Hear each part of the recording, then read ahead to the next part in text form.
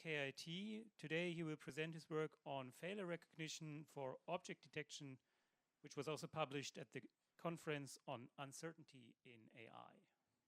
Thank you, Tobias. Also, thanks everyone for joining. I'm not going to have as many cool pictures as the presentation before, but I hope you will enjoy the presentation. So a warm welcome from my side, also on behalf of my colleagues, Wirth, Nadia Klein, and Albayrak from Continental, TU Berlin, and KIT. So I'm going to start by a bit of a motivation. So the topic of my presentation is cost-sensitive, uncertainty-based failure recognition for object detection. And these are a lot of keywords. So we're going to start with object detection. So what does an object detector usually gives out? A bounding box, as you can see, a class for the object that was detected, and a corresponding confidence score. However, when we're dealing with real-world data, usually object detectors tend to be either over or underconfident, which means that the score we get, for example, with the cat-dog example here, is not very reliable. Second of all, when we are dealing with noisy data, you would have bounding boxes that are not accurate, and then the score that usually stems from the classification head is not taking that into consideration. And the third use case where we have a problem with only using the confidence score to rely on the detection reliability is when we have unknown objects. And there, the detector would detect an object, would give you a score and a class, but actually it should refrain from making a detection. So what do we need? We need a reject option, which means that the detector should, by itself, tell you that I would rather not make a detection in this case. And we need multiple uncertainties because one uncertainty could be the data uncertainty, so the aleatoric uncertainty in the case of noise.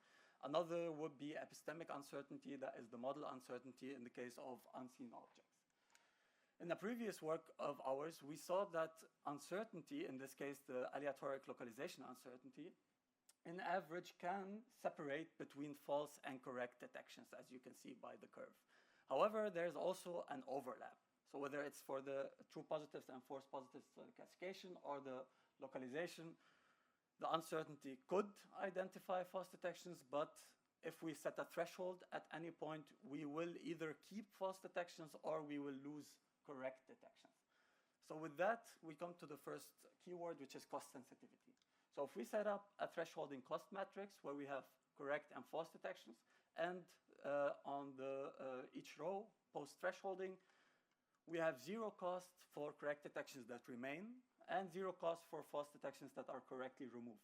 The only cost post-thresholding would be for the detections that go missing or the false detections that remain. But also in real-world data, you have a difficulty with defining what is the cost, like let's say autonomous driving. What's the cost of missing a pedestrian or falsely detecting a pedestrian? What does one cost you more than the other? That's very difficult to define. However, what we can do is basically set a bound on the missing detection rate. So for example, some regulations would tell you that your AI or detector in your car can only miss at most 5% because then your redundant systems can take care of that, or the human body can tolerate 5% of poisonous mushrooms, so you can allow 5% of false detections.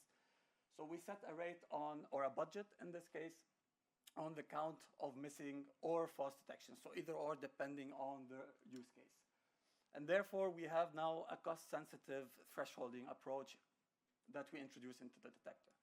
The second step is the uncertainty. So the second keyword was the uncertainty-based failure recognition. So here we take a look at, for example, one of the uncertainties. Let's say classification or localization.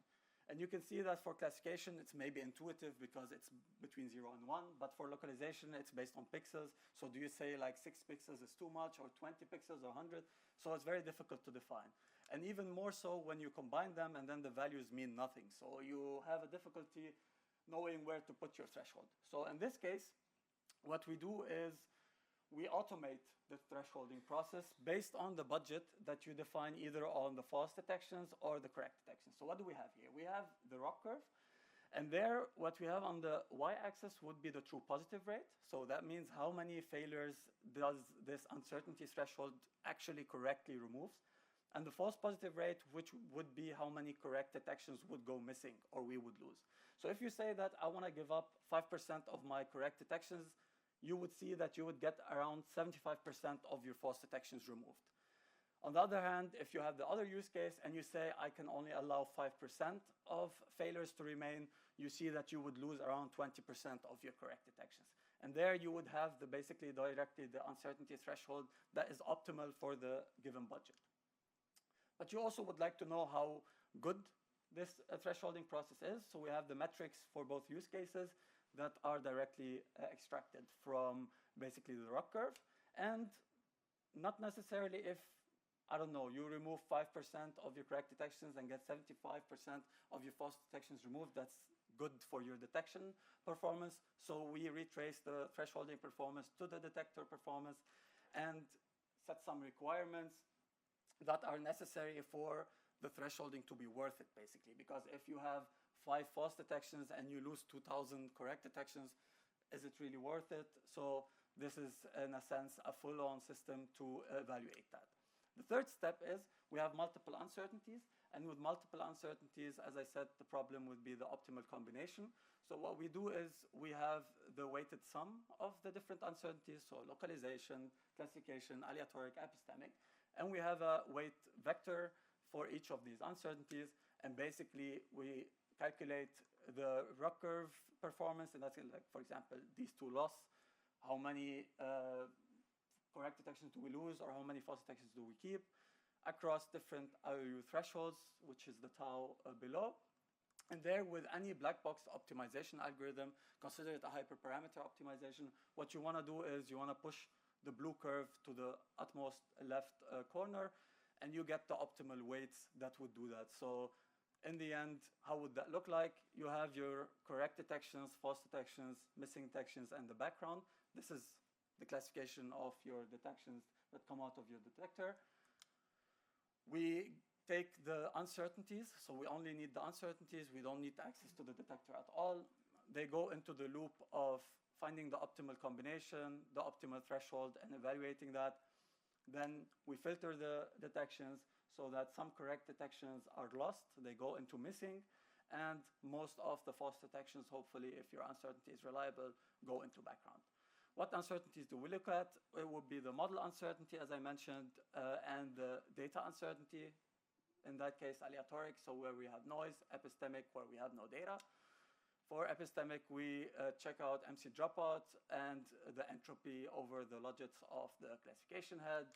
And for aleatoric, we have loss attenuation, which means that the detector is predicting the parameters of a distribution, a Gaussian in this case, instead of only the 4 coordinates. 3 data sets, autonomous driving data sets we analyze, BDD 100K, Kitty, and CODA for corner cases and non-distribution objects. And so we take a look at the first results. What we see is that, first of all, on the left side is that, obviously, if you use MC dropout, which is a sampling-based uncertainty estimation method, you have a much more longer inference time, so that is the negative side. However, if we use loss attenuation, we're a bit faster because the output is a multiple of 8, and there we use tensor cores in the GPUs instead of CUDA cores, which are faster. But mainly what I want to show you is that first, there's a correlation between the uncertainty estimation method and the dataset characteristics, which means that for Kitty, loss attenuation performs best because you have a specific 2-3 examples that are difficult for the model. BDD and CODA are much more complex, so their MC dropout with the added variability give it a boost in performance. And nevertheless, whatever is the uncertainty estimation method, we don't have loss in performance. And that's the first thing we want to do, because we don't want to trade off safety for performance. The second part is looking at every uncertainty that we get from these methods. We see that the overlap exists regardless of the uncertainty estimation method. And we monitor how does the performance change across the different IOU threshold. IOU means the intersection between the bounding box and the ground truth. And there we see that, for example, the classification uncertainty is particularly beneficial in Kitty, where the model struggles between classes such as pedestrian and person sitting. For BDD, we see that the aleatoric localization uncertainty is helpful because we have tiny traffic lights and traffic signs, and the model struggles with localizing these. Then we take a look at the different budgets. So if we give up 5% of our, for example, correct detections, how many false detections we get. So you can see on Kitty, we get up to 63%, BDD and CODA around 40%, and that is the same relatively between the uncertainty types. regardless of the budget, basically. And once we optimize that, we can boost, so this optimal combination, we can boost the failure recognition by 2 to 11%. And that is actually in total, when we see the 72%, for example, it's 36 to 60% more failures or like false detections that we would get over using, let's say,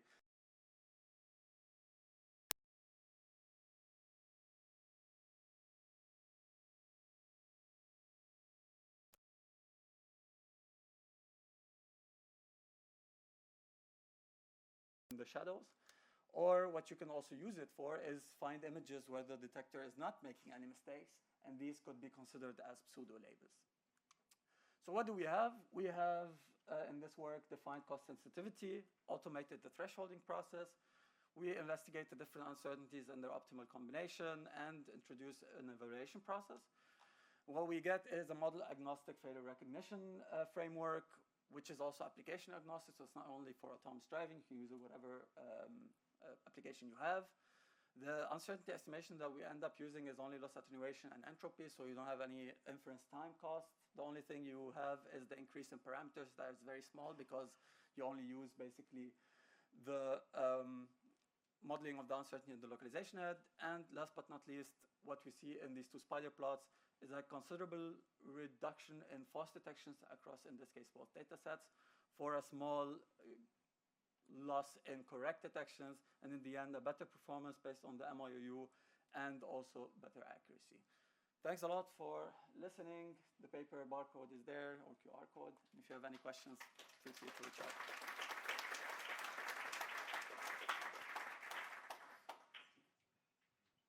Thank you. Any questions? People standing up? I have a question. How can I use this? Is code available? Can I use it? Yeah, the code is available. Yeah, okay, yeah, exactly. So you can use the repository we have online where the detector is there. The script is there also. If you want to use it with a different detector, you just plug your data in and yeah, you can directly use it. And what you get is, I don't think I can go back, but it's these examples that I showed where the detections are basically removed. And if, well, second question, is this by any means limited to RGB imagery, or could it also Yes. be general? Yeah, so this, I've only developed it for RGB images, but I would assume the same system works also if you have, let's say, LiDAR data detector with 3D detector, because only what it takes are the uncertainties. So it's not like it needs anything out of the model, basically. Okay, but one might have to adapt the code. Exactly, yeah, obviously, yeah. There's a question. Sure. So you said model agnostic, and effectively this is still classification reliant, right? Or do you see how this could be extended to like a regression problem where we might also have like a certain uncertainty of the predicting the exact point? Yeah, so this is not only classification, so this is both classification and localization. So the detector has both heads, a classification and a localization head. And the uncertainty that I'm talking about, in this case, the loss attenuation, is in the localization head. So it would be exactly for the regression values. So when the detector is predicting where the 4 coordinates are, which are pixels, basically, so are continuous values, you would get plus minus a certain sigma. And that would be one of the uncertainties that is included here. But in the end, it doesn't depend on the uncertainty type. You can use it for any uncertainty, yeah. Okay, cool, thanks. Yep, go to the microphone, I have a question. Just maybe an extension on the answer. The ROP curve that you saw, which is usually used in classification, is just to classify if it's a true detection or a false detection, not for the classification of the detector. I was thinking like Exactly. RC equals classification. Yeah. Okay. Quick question, do you have an estimate on how fast you can compute your output? Yeah, so this goes in minutes. So it's like 2-3 minutes, you already have the optimal combination and the optimal threshold, because what you're dealing with are basically just the regression values for the uncertainties, and for the classification, it's also regression values because it's also the intervals, which... I'm just asking, but it's not ready to be used for video, so you can't directly use it for... So it's frame by frame. I mean, if you use it based on the detections on each frame, then it's the same. There's no temporal aspect in it, so it would be worth a discussion to see how we can integrate that if that's what you're aiming for. Autonomous driving, I was thinking. Yeah, so for autonomous driving, if you have a video is just frame by frame, basically. Yeah. So it would still be image based.